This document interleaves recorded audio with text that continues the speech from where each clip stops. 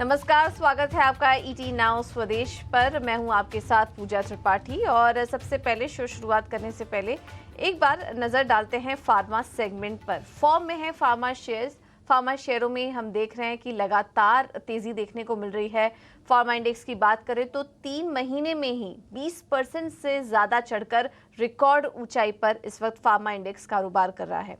इतनी तेजी के बाद अब फार्मा में मौके कहां पर दिखाई दे रहे हैं? वैल्यूएशंस के लिहाज से फार्मा स्टॉक्स कैसे लग रहे हैं? क्या कुछ फंडामेंटल ट्रिगर्स हैं जिनके चलते हम देख रहे हैं कि फार्मा शेयर्स चल रहे हैं? इस पर ये हम एक खास सेगमेंट आपके लिए लेकर आए हैं, फॉर्म में फार्मा, और इसी पर चर्चा करेंगे कि कौन सा फार्मा शेयर वैल्यूएशन के लिहाज से बेहतर नजर आ रहा है।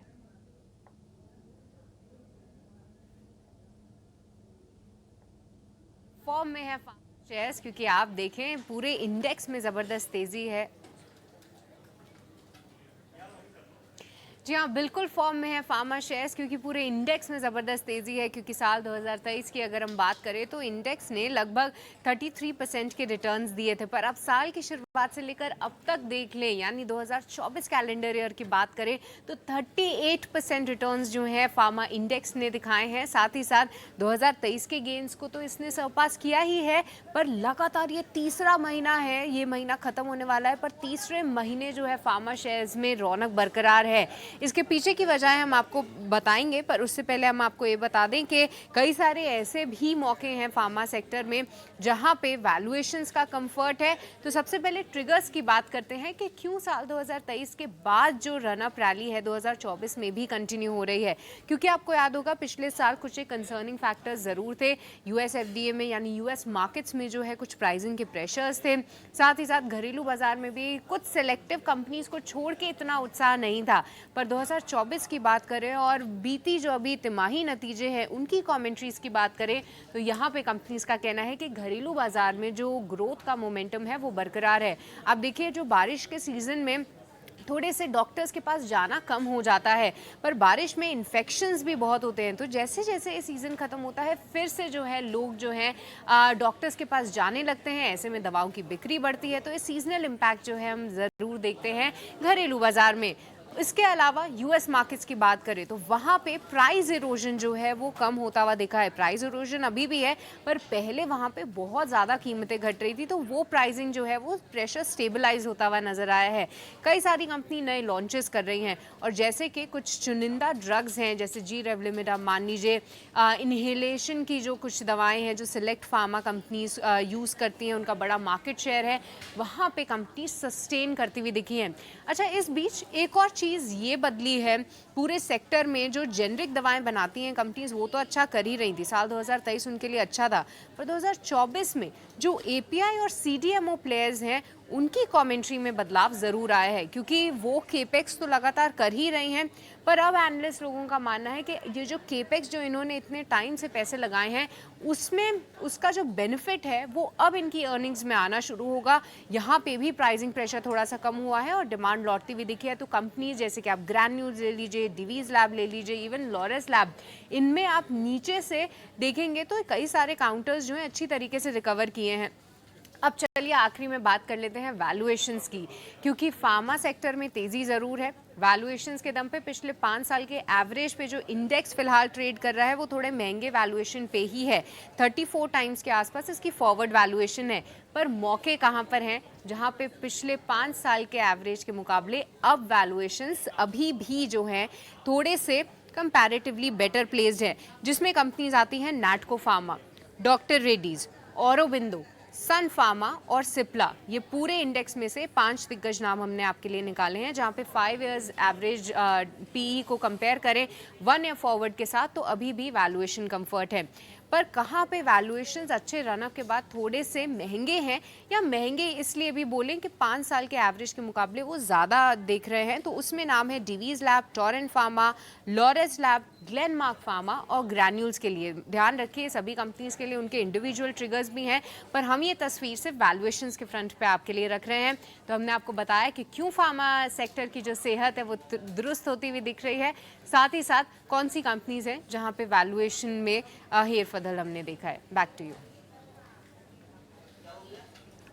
बिल्कुल। तो ये है फार्मा शेयरों में अच्छी खरीदारी की वजह। वैल्यूएशंस की बात करें तो वो भी अभी सृष्टि हाईलाइट कर रही थी, और फार्मा इंडेक्स में इस साल भी काफ़ी शानदार तेज़ी देखने को मिली है। 2024 में अब तक करीब 33% तक की तेज़ी टिल डेट देखने को मिल चुकी है। बहुत बहुत शुक्रिया सृष्टि आपका ये पूरा एनालिसिस करने के लिए। तो और अगर पिछले 3 महीने का ही हम ट्रेंड देखें तो जैसा कि देखिए डेटा दिखा रहे हैं कि फार्मा शेयर में लगातार पिछले 3 महीनों में 20% तक की तेज़ी फार्मा स्टॉक से दिखा चुके हैं। तो फार्मा इंडेक्स में शानदार तेज़ी, कुछ सीजनल इम्पैक्ट भी है, लेकिन फंडामेंटल ट्रिगर्स जो नज़र आ रहे हैं वो ये कि Q1 में फार्मा मार्केट 8.9% बढ़ा, जिसमें कि सिलेक्टेड सेगमेंट जो हैं वो काफ़ी अच्छा प्रदर्शन कर रहे हैं। ये हम एनालिस्ट से भी समझने की कोशिश करेंगे कि ये जो तेज़ी नज़र आ रही है ये क्या सभी कंपनियों के लिए पॉजिटिव है या कुछ सिलेक्टेड पॉकेट्स हैं जहाँ पर कि ध्यान रखने की ज़रूरत है। फिलहाल जो Q1 के डेटा आए हैं, अपडेट आए हैं, उसमें सन फार्मा, ल्यूपिन, टोरेंट फार्मा, डॉक्टर रेड्डी, जाइडस लाइफ में जो ग्रोथ है वो काफ़ी मजबूत नज़र आ रही है। तो इन कंपनियों पर नज़र रखें। हमने देखा कि इन तमाम कंपनियों में काफ़ी शानदार तेज़ी देखने को मिली। अमेरिकन मार्केट में भी अब डिमांड धीरे धीरे वापस से नज़र आ रही है, नए लॉन्चेस हुए हैं, कीमत घटने की जो एक रफ्तार थी वो धीमी पड़ चुकी है, जिसके चलते हम फार्मा स्टॉक्स में शानदार तेज़ी देख रहे हैं। लेकिन फार्मा में भी क्या करें, फार्मा स्टॉक्स में क्या करें, और फिलहाल मौके कहाँ बन रहे हैं? हम फार्मा सेक्टर पर इस वक्त फोकस कर रहे हैं। शानदार रनअप ऑलरेडी ये दिखा चुके हैं, और पिछले 3 महीने का ही हम डेटा देख रहे थे तो करीब 20% इंडेक्स ओवरऑल चल चुका है। अभी भी अगर बात करें वैल्यूएशंस की इन कंपनियों की, तो वैल्यूएशंस आपको कैसे नजर आ रहे हैं? Pharma sector, I think the valuations are a bit heated now. मुझे लगता है अभी यहाँ से अपसाइड ज़्यादा नहीं है सेक्टर में, और थोड़े रिस्क हैं जो मार्केट इग्नोर कर रही है अभी। तो हमें आई थिंक अभी ये I would rather put the sector as hold rather than as a buy at the prices where the sector is today. And there are very limited opportunities I can see in this space.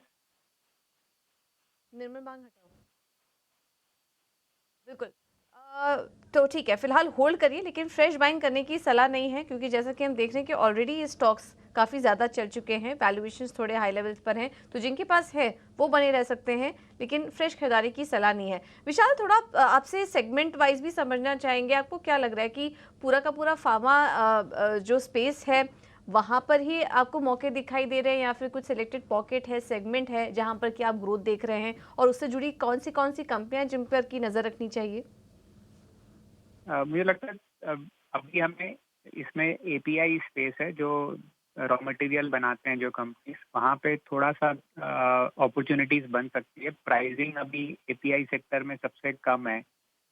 API के raw material prices काफ़ी नीचे जा चुके हैं। अगर ऊपर जाते हैं रॉ मटेरियल प्राइसेस यहाँ से, तो एपीआई कंपनीज को फायदा हो सकता है, और इनकी वैल्यूएशंस भी अभी बहुत ज़्यादा नहीं है। तो ये स्पेस को देख सकते हैं, पर हमारे पास अभी कोई स्पेसिफिक नेम नहीं है यहाँ पर टू फोकस ऑन। ठीक है, तो एपीआई कंपनियों पर नज़र रख सकते हैं। विशाल, जाते जाते एक और सवाल, अब कोई पर्टिकुलर कंपनियां हैं जो कि आपको अच्छी लग रही है, दर्शकों को आप सुझाना चाहें कि इस वक्त वैल्यूएशन के लिहाज से, बिजनेस ग्रोथ के लिहाज से आपको कंपनियां भी कहाँ मौके दिखाई दे रहे हैं जहां पर कि आप एंट्री करने की सलाह देंगे? हमारे पिक्स में, टॉप पिक्स में ऑर्किड फार्मा है अभी, पर आज के प्राइस पे वो भी होल्ड बनता है। तो हमारा टारगेट प्राइस 1641 है, तो यहाँ से 10% से कम अपसाइड है। 12 महीने का टारगेट प्राइस 1641 है, तो वो भी अभी होल्ड है ये प्राइस पे। सो आई थिंक ओवरऑल देखें तो कहीं पे भी ज़्यादा अपॉर्चुनिटी बनती हुई नहीं दिख रही। बिल्कुल, बहुत बहुत शुक्रिया विशाल जी आपका समय देने के लिए, और फार्मा सेक्टर को लेकर अपना एनालिसिस भी देने के लिए।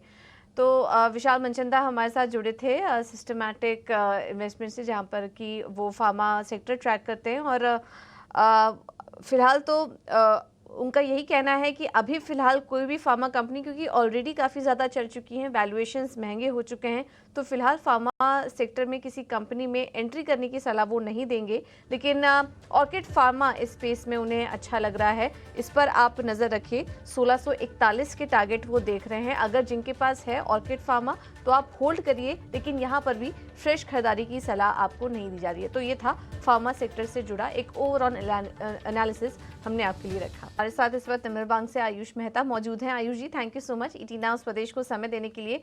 ब्रेक में जाने से पहले हम फार्मा स्टॉक्स पर चर्चा कर रहे थे, तो पहले शुरुआत उसी से करेंगे। काफ़ी ज़्यादा यहाँ पर तेज़ी आ चुकी है फार्मा शेयरों में, लेकिन अभी भी क्या आप कहीं मौके देख रहे हैं एंट्री लेने के लिए? जी, फार्मा में काफ़ी अच्छी रैली ऑलरेडी आ चुकी है, बट काफ़ी सारे फार्मा शेयर्स में अभी भी ब्रेकआउट अवेटेड है और किन-किन स्टॉक्स में अभी भी आ सकता है। जैसे डिविस लैब हमें इस लेवल पे काफ़ी अच्छा लग रहा है। डिविस लैब को यहाँ से बाय किया जा सकता है। इसमें एक बहुत अच्छा ब्रेकआउट आया है। 5200 के टारगेट के लिए आप डिविस लैब को यहाँ से बाय कर सकते हैं। इसमें जो आपको स्टॉप लॉस बन के आएगा वो 5040 का आएगा। ऐसे लॉरस लैब भी अच्छा लग रहा है। लॉरस लैब्स के अंदर भी अगर हम देखें तो एक डाउनवर्ड स्लोपिंग ट्रेंड लाइन का ब्रेकआउट है इसके ईयरली और मंथली चार्ट्स पे, तो ये काफ़ी पॉजिटिव हो जाता है। तो लॉरस लैब को भी यहाँ से बाय किया जा सकता है। इसमें जो टारगेट आपकी बन के आएंगे वो तकरीबन 500 रुपए की बन के आएंगे। आपको जो स्टॉप लॉस इसमें मेंटेन करना है वो 459 का रहेगा।